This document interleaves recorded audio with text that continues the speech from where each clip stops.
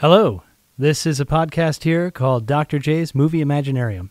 Every week I'm going to be looking at themes in film theory, film history, and some of the questions that go so far and so basic as the nature of reality itself, the role that human experience plays in this reality, and how our visual culture has given us the opportunity to see something like a reality based in the ideational realm. And as I begin here, I want to begin with a story.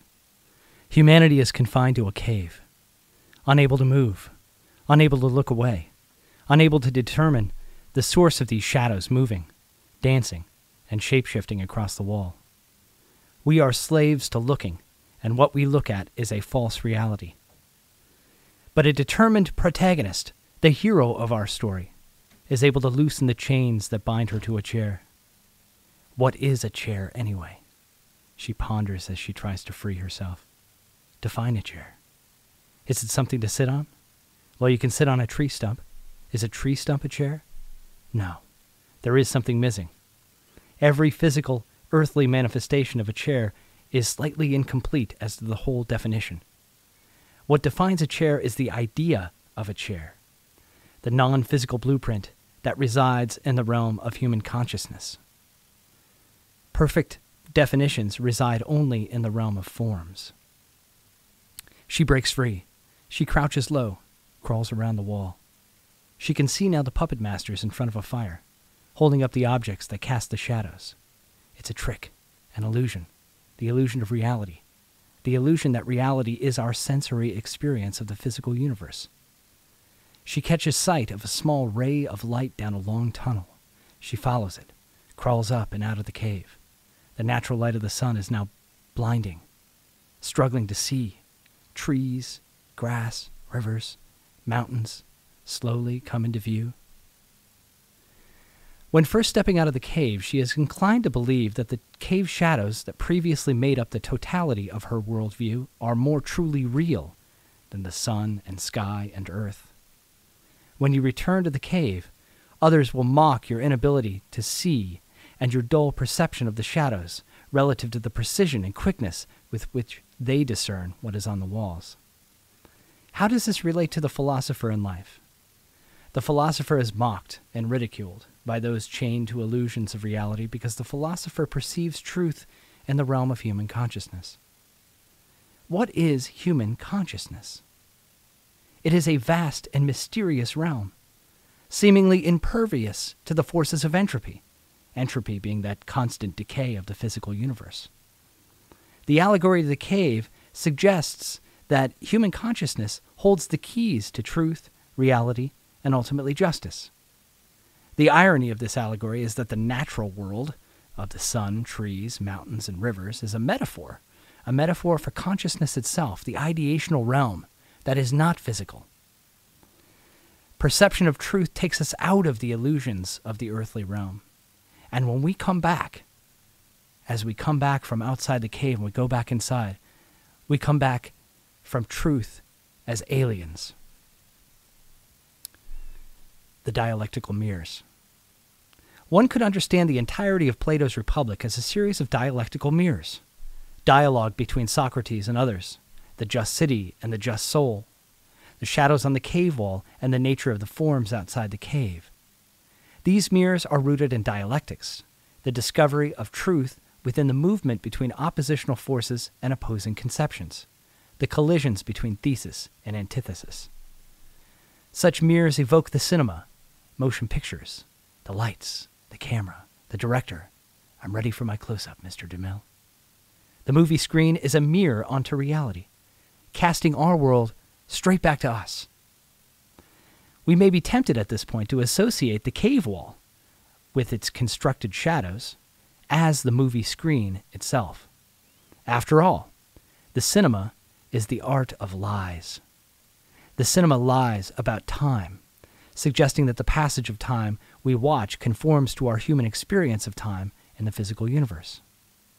The cinema lies about human emotion, suggesting that the feelings and thoughts of humans in the screen are real feelings and thoughts, not those of an actor who contrives.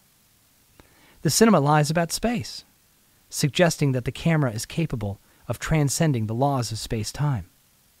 That camera may witness a house on one side of the world and in a cut show a different house on the other side of the world, only to cut again and witness the implosion of a star in the far reaches of the universe, all the while suggesting some relationship between these images that is yet to be determined.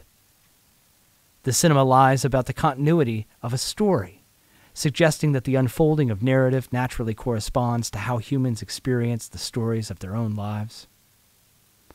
Lastly, the cinema lies about movement, suggesting we are indeed witnessing moving images, when in truth it is simply a number of still photographs placed one after another, hitting the human eye at 24 photographs per second, thus giving us the illusion of movement, the lie of moving pictures themselves. The movies are nothing but lies. We may reasonably infer that the lies of cinema operate, as I suggested before, similarly to Plato's cave wall, shadows cast by puppet masters trafficking in the illusions of truth. But this podcast, Dr. J's Movie Imaginarium, will suggest the opposite. While the cinema is composed entirely of lies, these are lies that tell the truth. Indeed, lies that are the basis of true reality itself. The cinema in this conception is not the cave wall, but in fact the vision of the sun, trees, rivers, and mountains outside the cave. While the cave wall symbolizes the physical universe and our human experience of it, the wall outside the cave is the ideational realm, the realm of human consciousness. Movies are, simply put, the visual realization of human consciousness. We have reached a crisis in materialism that is now exploding open certain chasms from which we can start to see the importance of this ideational realm in terms of reality. A crisis of materialism. Since Thomas Hobbes, the philosopher of the English tradition in the 16th century, the Western philosophic tradition has largely been wedded to materialism, the notion that reality resides in the physical universe, and human observation of this physical realm is crucial toward our own experience of so-called reality. Science is entirely beholden to this materialism. Admittedly, there is an ideational component to science. Theory, of course, is necessary, but theories are constructed in order to be tested, and that testing ground is the experiment, in which physical processes are observed by the human eye. But the relationship between the subatomic realm, that is, particle matter smaller than an atom, and classical Newtonian physics presents a key problem of materialism. The laws of the subatomic do not conform to the laws of classical Newtonian mechanics. Take, for example, the problems of the slit experiment. Particle behavior appears to change or be influenced by human observation. Human observation, perhaps more centrally human consciousness itself, has a tangible imprint on the physical universe. As the 21st century finds its footing, the material world grows less important as the environment in which human meaning and culture flourishes. A new environment surrounds us, and this environment is growing. This environment is the digital realm. Increasingly, we live our lives in the digital ether, engaging in economic and political activity, the formation of our social identity, and the day-to-day communication with other humans. This crisis in materialism will only grow larger, although certain material resources, of course, from time to time, will spike in economic value due to scarcity, and thus giving the illusion that our material resources are now more valuable than ever. But the truth of the matter is that our non-physical human experiences, the ideational realm, something that technology has given a true and tangible environment to, will continue to grow powerful in our culture and in our history. We are headed toward a place in which, through scientific and technological development, it may very well be possible for us to download human consciousness to a hard drive.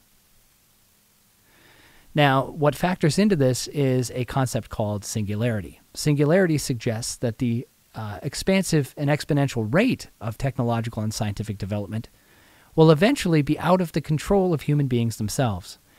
Scientific development will spin away from the human ability to control it.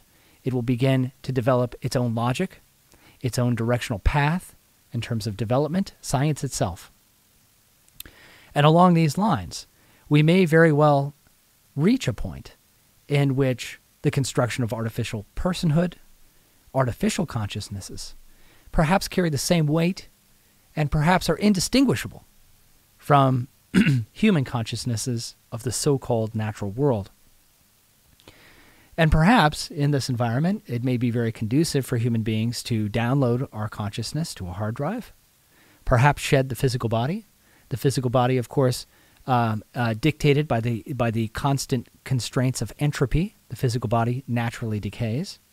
It may be that human consciousness will have some sort of artificial housing and will be able to outlive the physical body. We may indeed solve the problem of mortality. Indeed, science itself may very well invent heaven, right? We could invent heaven with science. Our consciousnesses will be on supercomputers. Perhaps with some technological development, we won't even need a physical set of infrastructure available for this place we call the internet, the digital realm itself. And we could be self-sustaining in the realm of the ideational realm, separate, self-sustaining away from and separate from the physical world, the physical universe itself. Is this a future that we want? If you were given the choice to download your consciousness to a hard drive and forever be immortal in a sense, right?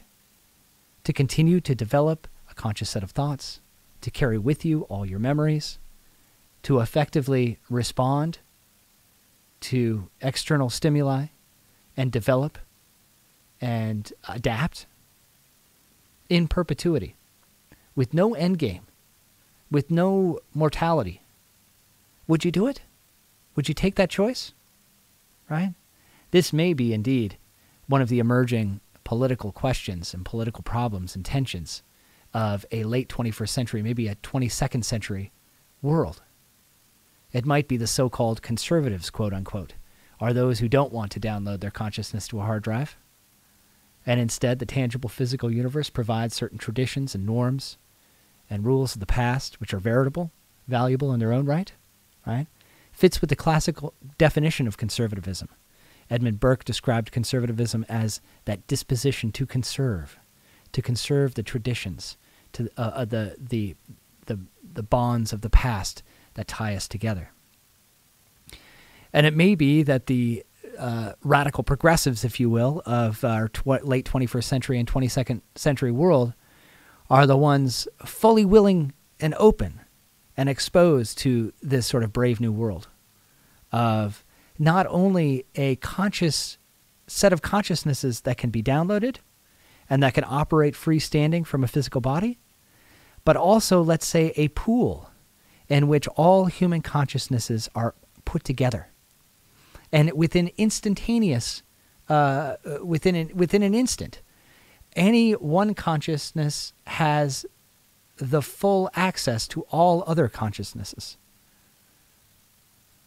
A place, a realm, a digital realm perhaps, created by science, in which all of the consciousnesses on Earth, all of our human realms of mindful cognitive awareness is all pooled together, all in the same place. We know everyone else's thoughts. In this realm, there are no secrets. There is no such thing as privacy. Every single thought you've ever had is accessible by every other consciousness. Would you do it? Would you go over there to the utopian realm? Perhaps, I want to suggest to you here, that we may not have that much of a choice. That many of us will be compelled to go, and that this is indeed the future, no matter whether or not we like it. As a professor, when I teach film, sometimes I teach these ideas in conjunction with teaching Plato's Republic, and we have a conversation about this, and I often ask students in my class, how many of you would choose willingly to go? And a surprisingly few number are enthusiastic and willing to go. I generally find the class to be well divided. But there are a lot of strong reasons. We look at this potential world and we're terrified. There is something, I think, terrifying about immortality itself, right? Living forever, never dying, right? Not only would it be sort of boring and rote, potentially, over time, but it may very well be a cage, immortality. Perhaps mortality allows us to give meaning to life in ways that we would simply not experience if we lived in an immortal sense, and not just with our physical body. The laws of entropy might indeed be impossible to overcome, but in the sense of our consciousness itself, how far can we extend it out? How unique is it in the sense of this voice in my head that speaks, right? And where are those other voices? And is there a place in which these other voices can connect and come together? Hegel, the German philosopher of the 19th century, believed there was, and believed indeed that this is what is called humankind, a place in which all of the selves, the subjective selves, subsume themselves into the other, into all those things that are not that singular conscious identity. And in this sort of grand, large pool, humankind has some shared existence in some shared realm. Let's continue on with this story a little bit further, right? As the 21st century bleeds into the 22nd century and bleeds into the 23rd century, perhaps we will develop such a capacity of downloading, of living, of finding meaning and existence within some ideational realm that is not necessarily tethered to the physical universe. We might then begin to question the origins of the physical universe itself. How did it arise? Here's the classic story. The classic story is the Big Bang creates various different supergalaxies, large cosmic entities, and further breaks down through a process of entropy, also through processes we know as inflation theory, right? Stretching out space-time, cooling down, right? Large quasars evolve, break down into smaller cosmological entities. Stars develop, right? First super galaxies, then smaller galaxies, breaking apart, colliding with one another. Solar systems are formed.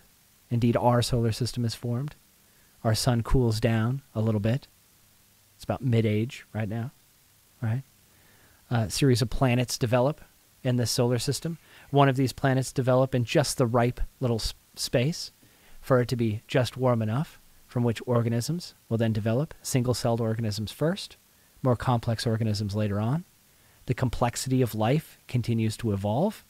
Eventually, you have something like hominids becoming Homo sapiens, Homo sapiens being aware and conscious of their own consciousness and being able to articulate it through things like language, right? In other words, that the physical universe created human consciousness. This seems to be a standard and straightforward way of explaining this, right? I'm not sure there are many people who would disagree with that story. That seems to be a fairly comprehensible narrative of some kind or another.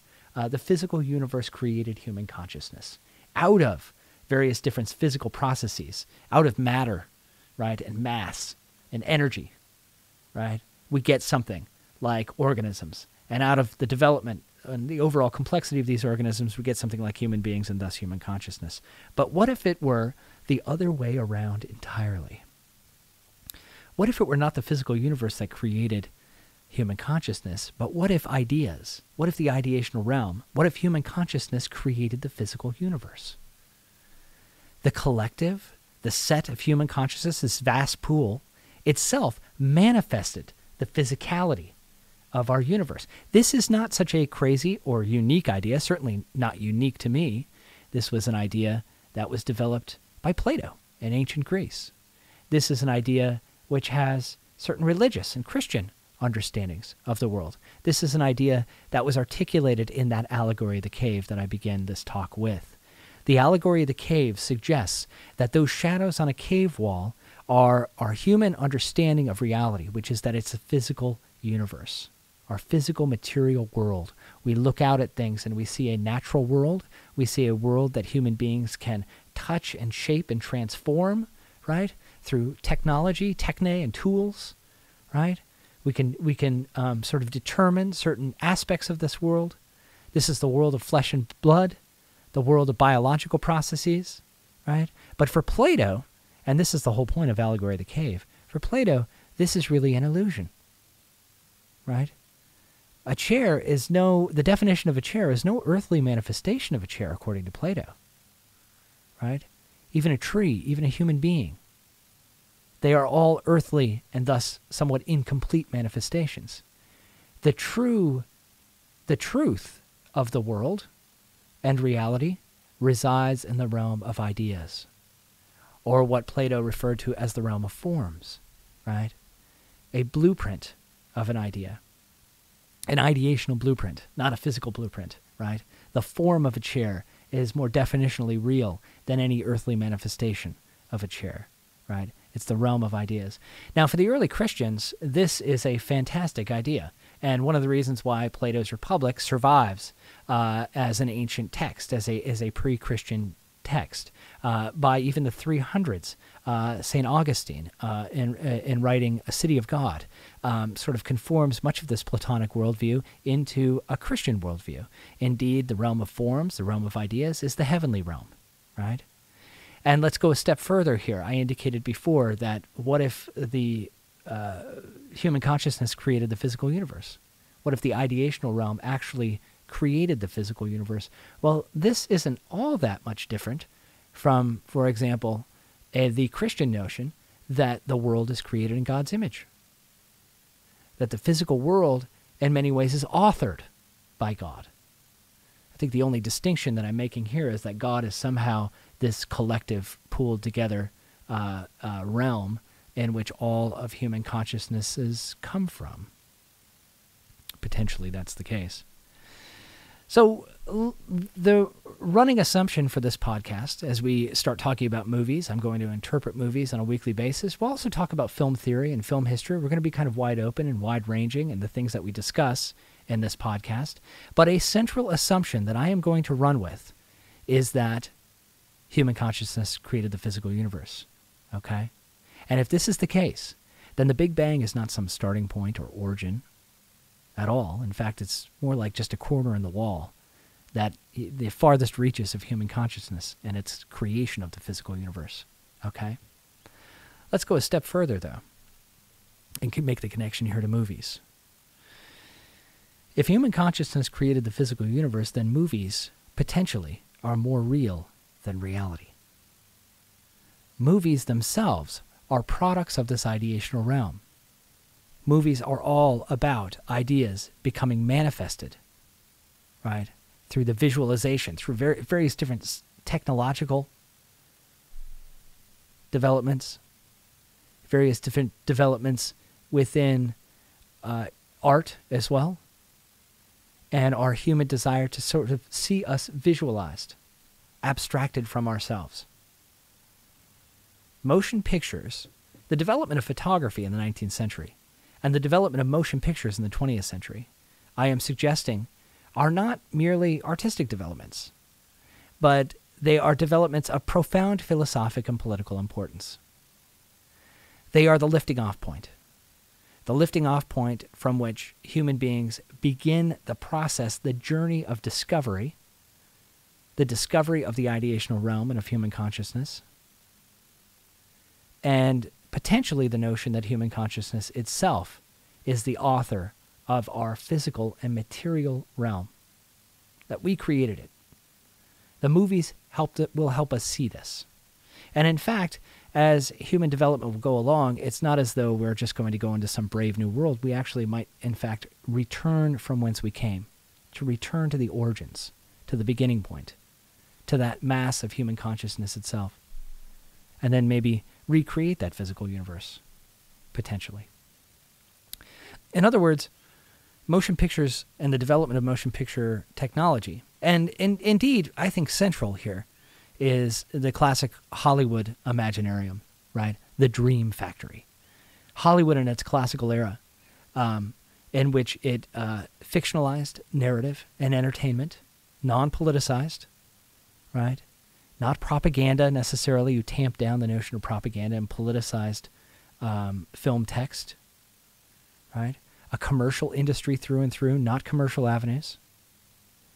This Hollywood dream factory, which is really forged in the 1920s, and in its classical era goes all the way up till 1967, is a really crucial industry in shaping a path toward the truth about reality in the human experience. And this is where I want to go. At later podcasts and later episodes, I will talk in more detail about the book I wrote, Beyond Free Speech and Propaganda, The Political Development of Hollywood, and taking the Hollywood industry and its development very seriously and understanding not just its cultural formation, but its political formations. I will cover more detail in later episodes. But for this first episode, I just want to stay at about the 15,000-foot level and get some kind of idea of the approach and the direction that we're taking here. Motion pictures very well could be the starting point of a historical human development and trajectory towards shaping something of the truth of reality. Now, movies themselves have long been centered in this very idea. The individual movies often toy with this idea. I will suggest to you, this is maybe my first sort of film theory of Dr. J's Movie Imaginarium podcast. And that is that no movie has ever been able to escape the question about movies themselves, the question about what is cinema. Every film engages in that meaning. It is, in fact, the original cage of movies themselves. Further, every single movie, to some degree, is about human consciousness, the ideational realm, and its relationship to physical reality. Every single movie is about it. Even the most banal documentary in which a camera is just put on a tripod and somebody pushes record and it just witnesses everything that walks, flies, floats, goes across that camera lens, that camera eye. It just captures it passively. Camera never moves. There's never any story. There's never any structure. There's never any editing, right? Even that kind of movie. Actually, I think that kind of movie even much more profoundly interrogates this tension between the ideational realm and the physical universe. Every movie does. No movie has ever fully escaped these things. But perhaps a movie that does this more than most, I want to consider a classic from the 1980s, a movie called The Never-Ending Story. Here's a clip, and this sort of summarizes some of the broader sort of meaning of the film. The Never-Ending Story? What's that? Just as he is sharing all your adventures, others are sharing his. They were with him when he hid from the boys in the bookstore. But that's impossible! They were with him when he took the book with the orange symbol on the cover, in which he's reading his own story right now.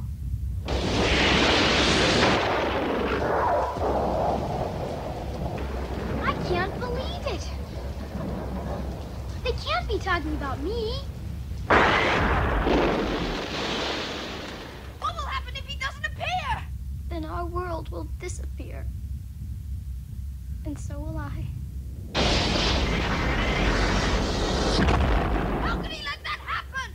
He doesn't understand that he's the one who has the power to stop it. He simply can't imagine that one little boy could be that important. Is it really me? Maybe he doesn't know what he has to do! What do I have to do? He has to give me a new name. He's already chosen it. He just has to call it out. So I would suggest that the meaning of this film cuts a little bit deeper than just the surface level dialogue here. It's not just about him defining naming, giving her a name. And it's not just that he doesn't understand that one little boy can have so much influence and power. There's something much, much deeper going on here, which is that this boy's imagination has literally created a physical world, has it not? And that the nothing, what the nothing is in this story, this sort of like force that eats up this entire universe, this entire physical material world, this nothing is the lack of belief and the lack of imagination that people have in creating it. There is an ideational realm that is creating a physical universe. And if it does not believe in the creation of that physical universe, then the nothing eats away at the margins. The Never-Ending Story is a film that is just much more explicitly about what all films are at a deeper level about, which is the relationship between human consciousness and the physical and material realm, an opportunity to make ideas real and manifest, the ideas of human consciousness, to bring them out, to fabricate them to a tremendous amount of detail and degree. And I'm not quite sure where the development of motion pictures are going to go, but I suspect that the process will become ever more digitized, ever more ideational, even in the construction of the film text or the film product. In other words, give you some small examples of this, that, on-location shooting, real-life actors, flesh and blood actors may become less and less important. If a supercomputer can generate with an imperceptible degree of fidelity and accuracy to the real-life physical universe, why do we need to ever have permits to film on location in New York City? Now, of course, in our present day, so many movies that are set in New York City are not actually filmed in New York City. A city that I lived in for a long time, Budapest, Hungary, is often a stand-in for many cities in the world. They give good tax breaks to Hollywood movie makers. A lot of Hollywood movies are made in Eastern Europe for a variety of reasons. But with the development and advancement of digital technology, we might not even need cheaper Eastern European alternatives, right, to have on-location shooting. We can render these images with very large supercomputers very efficiently, very cost-effectively, right? And we'll never have to essentially shoot in the physical world. Why would we need to if it's more cost-effective? Potentially even human actors writ large. Human actors, of course, are expensive. Anyone who's seen the economics of the Hollywood movie industry, a top-billed star is going to receive in the neighborhood of $15 to $20 million per picture, right? What about physical renderings of human beings that are alive? Potentially. Why would that human being give over their visage and their characteristics of their person to a Hollywood studio to render those images in a supercomputer, right? When they get paid so much money to perform physically on set. Well, if you think about it this way, right? Think about it in terms of economies of scale. If an individual actor sells out their visage and character and image to, say, 20 different studios, 20 different films, at a cost significantly lower than if they were to physically appear in any of them, they might actually make more money than appearing physically in maybe just 1 or 2 or 3 films a year, right? So it might be cost-effective and beneficial and a positive-sum game for all. And we may be headed into a world in which movies are entirely shaped and produced by computers and supercomputers. I will advance something a little further, which I think is interesting to think about. If this is the case, and if this becomes the basis of the American film or the global film industry, then Humphrey Bogart has not made his last picture. Philip Seymour Hoffman has not made his last picture. Robin Williams has not made his last picture. They will be back. They will make new movies. They will have new lines. They will have new characters. They will have new jokes. No one ever dies in the digital realm and the ideational realm. No one ever really truly dies. This is some of the things that I think are suggested by the Never-Ending Story. A movie about a world, a physical world that is created from human imagination, right? But that world, that physical world, is under threat. And what it's under threat by is a kind of deep nihilism, a lack of belief, the nihilism about existence itself. I call the nothing the Nietzschean force in the never-ending story. The nihilism surrounding existence itself, right? We choose not to believe. We choose not to take seriously our imagination, our ideational realm of human consciousness itself. And there is a deleterious effect to this. I also think the never-ending story says something actually kind of uniquely and specifically German. This is, in fact, a German production. Most of the special effects, the story itself, this is a German film made largely for American audiences in the 1980s. It did actually quite well. It was a major box office success and led to a short mini franchise of never-ending stories. This was originally, though, a German film production. And I think that actually explains something of this movie. One interpretation that I have of this film is that these various different nations that are binding together in order to defeat the nothing, this is shown early on in the film when our titular protagonists, the various different characters that we end up knowing very well, like the Rockman, the Moth, the guy who's riding the bat, et cetera, they go to this sort of like Council of Nations, right? And they're all these people from different, different realms and different sort of imaginative spaces that have become physically real because human beings have thought of them. These nations remind me of the sort of European Union. And in a way, here's the interpretation, that this movie as a German production says a lot about German anxieties of holding together the European Union and the threat of environmental and ecological devastation. Germany has always been sort of the main, the most enthusiastic participant in the European Union. Germany economically funds the European Union more so than any other country, contributes tremendous amount of resources.